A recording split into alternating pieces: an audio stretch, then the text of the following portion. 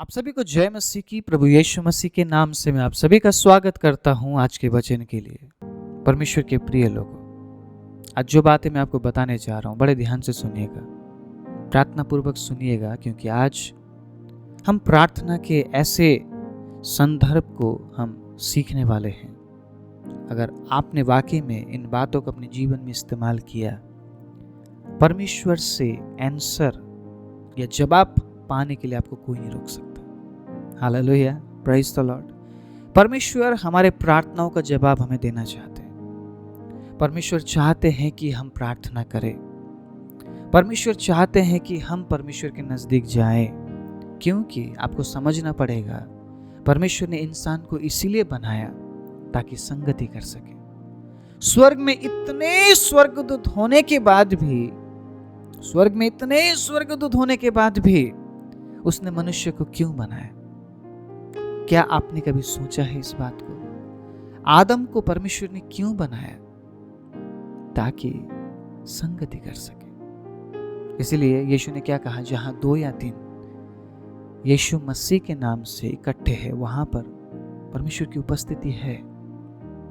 और अगर आप इस बात को समझते हुए जीवन में आगे बढ़ते हैं कि परमेश्वर एकता को पसंद करता है, तो आज का वचन आपके लिए बहुत ही आशीषकारी होने वाला है।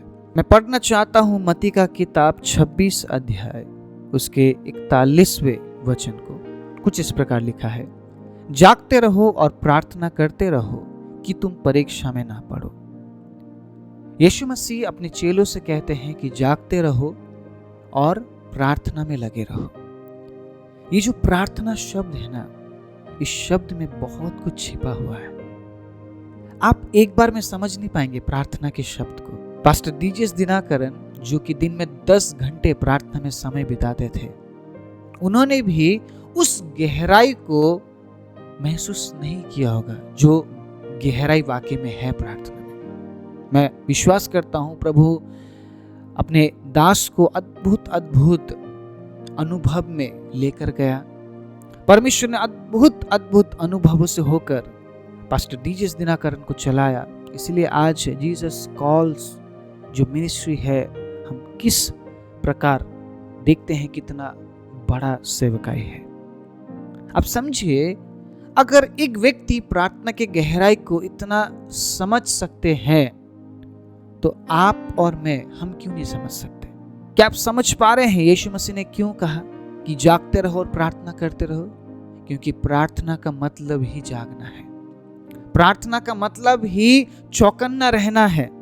प्रार्थना करने का मतलब ही दुश्मन के उन तमाम बातों के प्रति सचेत रहना, उन हमलों के प्रति सचेत रहना जो कि आपके ऊपर टारगेट किया जा रहा है, आपको निशाना बनाया जा रहा है कि आप परमेश्वर के साथ ना चले, आप कमजोर हो जाए, आप घायल हो जाए और वो आप पर हावी हो जाए। दुश्मन की यही एक रणनीति है कि हमें प्रार्थना से भटकाना चाहता है, हमें प्रार्थना से दूर रखना चाहता है। प्रार्थना का मतलब मैंने जिस प्रकार कहा था, परमेश्वर के साथ घनिष्ठता है, और दुश्मन नहीं चाहता है कि हम परमेश्वर के साथ घनिष्ठता में आगे बढ़े। अगर आप पास्टर डीजेस दिनाकरन के बारे में पढ़ेंगे, जब वो 10 घंटे प्रार्थना में समय बिताते थे, तो उन्होंने परमेश्वर को बहुत करीब से महसूस किया है। उनकी किताब में हम पढ़ते हैं, जहां पर वो प्रार्थना करते थे, वहां पर एक अद्भुत उपस्थिति होती थी पास्टर के चारों ओर। आप समझिए, जब आप प्रार्थना में हैं, आप उसकी उपस्थिति में घिरे हुए हैं। और आज मैं आपको ऐसी बात बताने जा रहा हूं, परमेश्वर के प्रिय लोगों, जिन बात को अगर आपने बड़े ध्यान से सुनकर, समझकर, ग्रहण करके उसको इस्तेमाल किया, आपकी प्रार्थनाएं कभी नहीं रुकेगी। आपकी प्रार्थनाएं कभी नहीं रुकेगी। ये जो वचन है ना, ये वचन हमें सिखाता है कि हमारी प्रार्थना रुकनी नहीं चाहिए। परमेश्वर हमें सिखाता है कि तेरी प्रार्थना रुकनी नहीं चाहिए, तू ऐसा काम कर ताकि तेरी प्रार्थना रुक ना जाए। हमारी प्रार्थना रुकती क्यों है? यीशु ने क्यों कहा है तुम जागते रहो? कि कई बार हम सो जाते हैं, हम सोए हुए अवस्था में प्रार्थना करते हैं और हमारी प्रार्थना रुक जाती है। हम ऐसा प्रार्थना करते हैं मानो हम जगे हुए हैं लेकिन हम सोए हुए हैं, क्योंकि हमारी प्रार्थना परमेश्वर तक नहीं पहुंच रही है।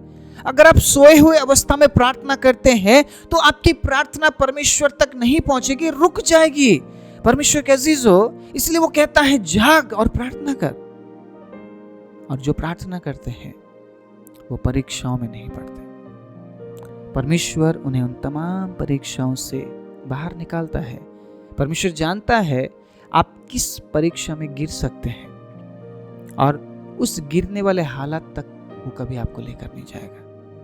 मैं विश्वास करता हूं इस बात में। परमेश्वर नहीं चाहता है कि आप गिरे, लेकिन परमेश्वर ये भी चाहता है अगर आप गिरे हुए हैं तो आप उठकर खड़े हो। Praise the Lord. ताकि फिर से आप परमेश्वर के राज्य के लिए बीज को बो सके। एक और वचन में पढ़ाना चाहता हूं, पहला पत्रस 3 अध्याय उसके 7वें आयत से ध्यान से सुनिएगा। वैसे ही हे पतियों, तुम भी बुद्धिमानी से पत्नियों के साथ जीवन निर्वाह करो और स्त्री को निर्बल पात्र जानकर उसका आदर करो, ये समझकर कि हम दोनों जीवन के वरदान के वारिस है, जिससे तुम्हारी प्रार्थना रुक ना जाए। आज मैं ये बताना चाहता हूं आपकी प्रार्थना क्यों रुक रही है। आज मैं ये बताना चाहता हूं परमेश्वर के प्रिय लोगों, आप जो प्रार्थनाएं कर रहे हैं परमेश्वर की उपस्थिति में, वो प्रार्थना परमेश्वर सुन क्यों नहीं रहा है? वो प्रार्थना परमेश्वर तक पहुंच ही नहीं रहा है, क्योंकि आप सोए हुए अवस्था में प्रार्थना कर रहे हैं। आप सोए हुए अवस्था में क्यों है? क्योंकि आप अपने परिवार में सही रिश्ते में नहीं है। आप अपने परिवार में अनबन में हैं। आप अपने पत्नी या अपने पति के साथ सही रिश्ते में नहीं है, और जो प्रार्थनाएं आप कर रहे हैं वो प्रार्थनाएं परमेश्वर तक नहीं पहुंच रही है। आज की प्रार्थना या आज के वचन को अगर आप ध्यान से सुनते हैं, मैं विश्वास करता हूं आने वाले जितने प्रार्थनाएं आप परमेश्वर के हजूरी में करेंगे, परमेश्वर उन प्रार्थनाओं का जवाब देगा, क्योंकि परमेश्वर जवाब देना चाहता है। अगर आपकी प्रार्थना वैसी है जैसा वो कहता है, आप समझिए हमारी प्रार्थना रुकते क्यों है। हम अनबन में हैं, हम बातचीत में नहीं है, हमारे मन में एक दूसरे के प्रति खटास है, हम एक दूसरे को क्षमा नहीं कर पा रहे हैं। ये सारी बातें रुकावट बन रही है।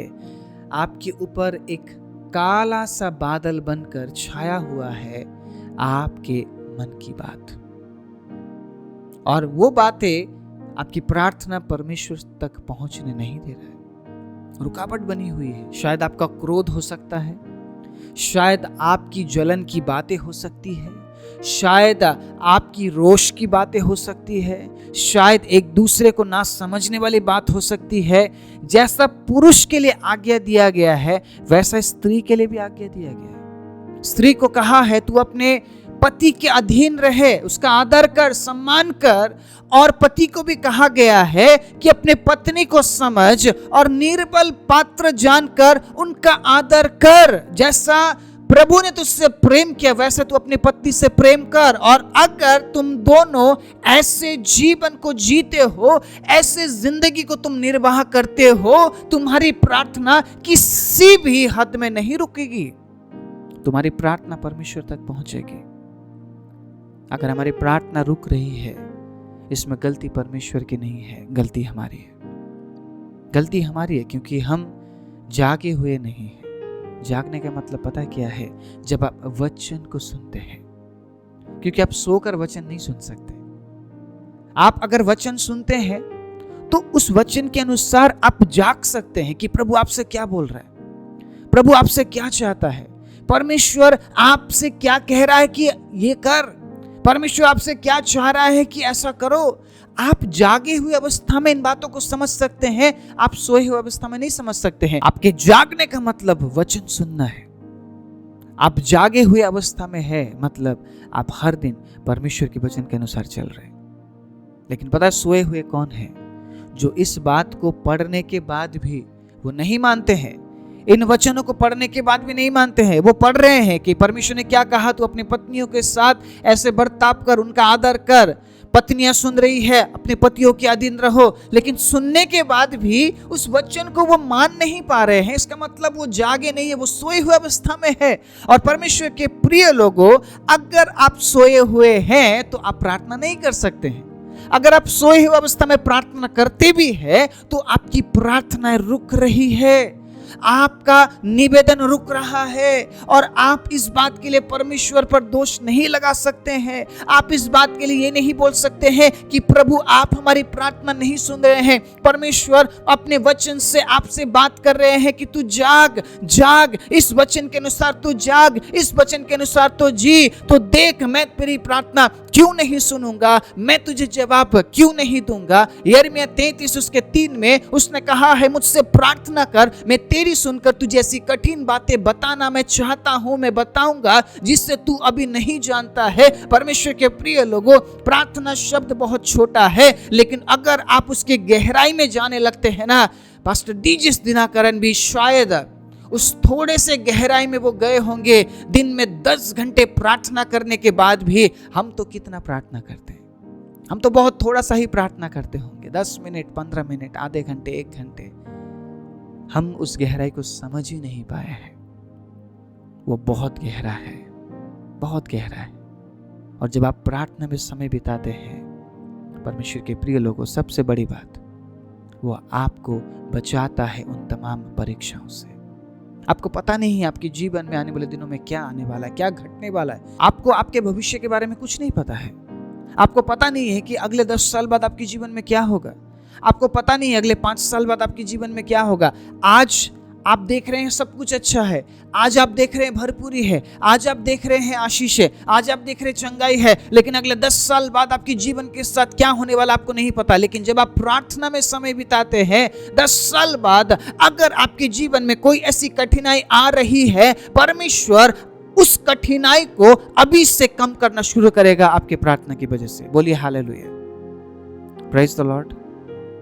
आप नहीं जानते हैं आपके भविष्य में आपके साथ क्या होने वाला है, आपके बच्चों के साथ क्या होने वाला है, आपके परिवार के साथ क्या होने वाला है, लेकिन आपके भविष्य के लिए आप आज प्रार्थना करते हैं, आपके फ्यूचर के लिए आज आप प्रार्थना करते हैं, आपके कल के लिए आज आप प्रार्थना करते हैं, आपके कल की सुरक्षा के लिए आज आप प्रार्थना करते हैं। आज जो समय आप बिता रहे हैं, आज जो समय आज प्रभु को दे रहे हैं, आज जब आप जागकर प्रार्थना कर रहे हैं, तो आने वाले परीक्षाओं में भी वो आपको संभालता है, वो आपको बचाता है, वो आपको छुड़ाता है, क्योंकि आज आपने अपना जीवन प्रभु को दिया है। आप ये नहीं बोल रहे हैं कि प्रभु मैं कल प्रार्थना करूंगा, क्योंकि परमेश्वर कह रहा है कल तो समस्या तेरे लिए इंतजार कर रही है।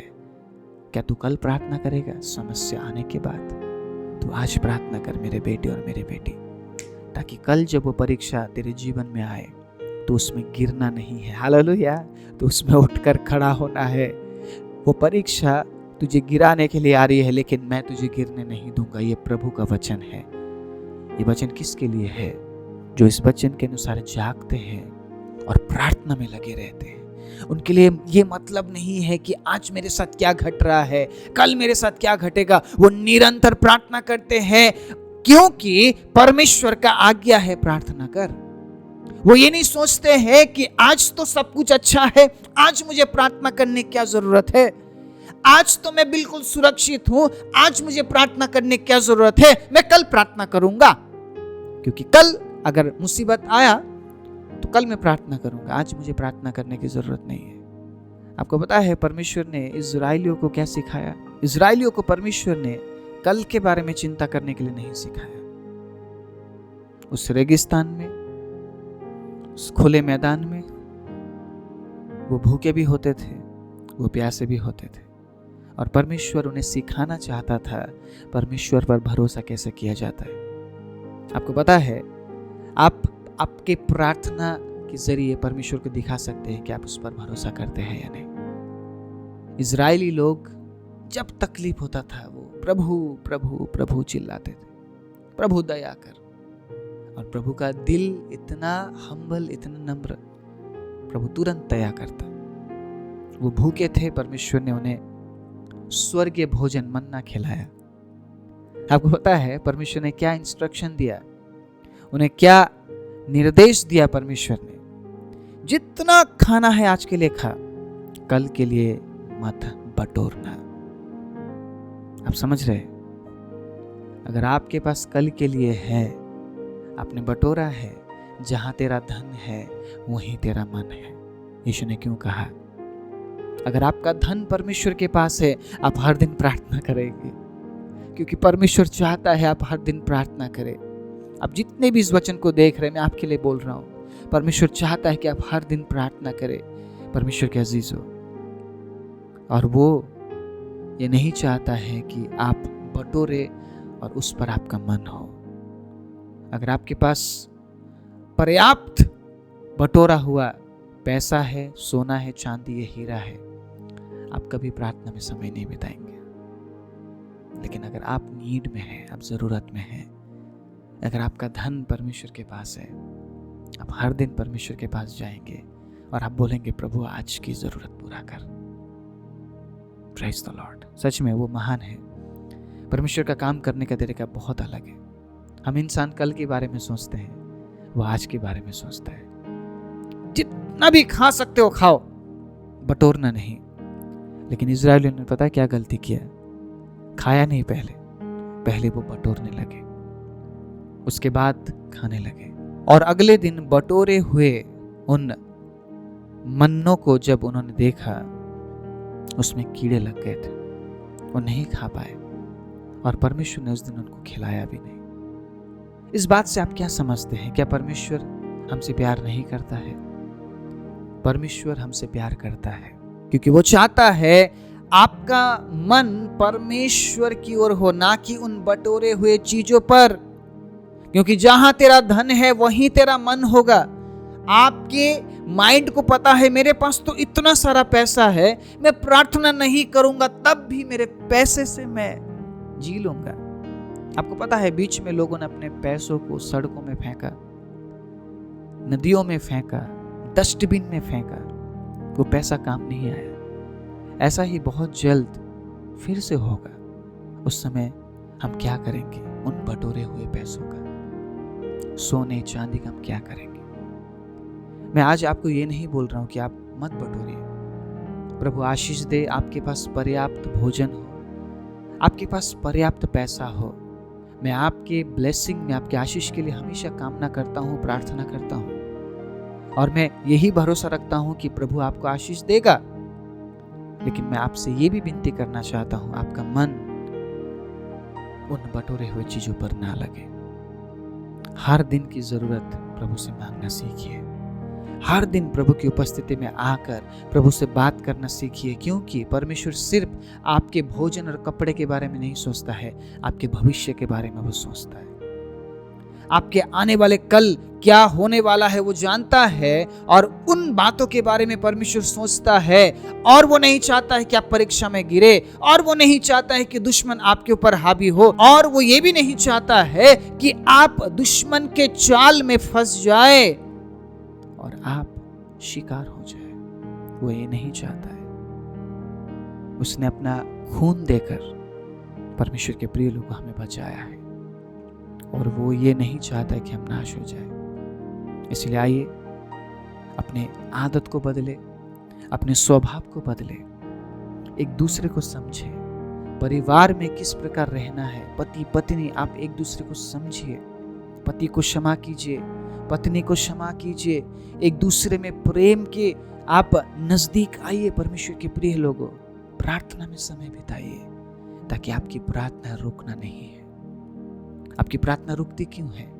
जब आप अपने ही परिवार में इस प्रकार आप जीवन जीते हैं जो जीवन परमेश्वर को पसंद नहीं है। इसलिए अगर आप चाहते हैं कि आपकी प्रार्थना रुक ना जाए, अगर आप चाहते हैं कि परमेश्वर आपकी प्रार्थना सुने और आपको आशीष दे, जो वचन आज मैंने आपको बताया उस वचन के अनुसार जब आप करेंगे, आप प्रार्थना की गहराई को भी समझेंगे और आप परमेश्वर को बहुत अपने करीब आप पाएंगे, अपने करीब आप महसूस करेंगे, और वो और आपको प्रार्थना की गहराई में लेकर जाएगा। आइए अपने आंखों को बंद करें। राजाओं के राजा, प्रभुओं के प्रभु, सर्वशक्तिमान परमेश्वर पिता, आप महान हैं प्रभु, आपके तुल्य कोई नहीं है पिता।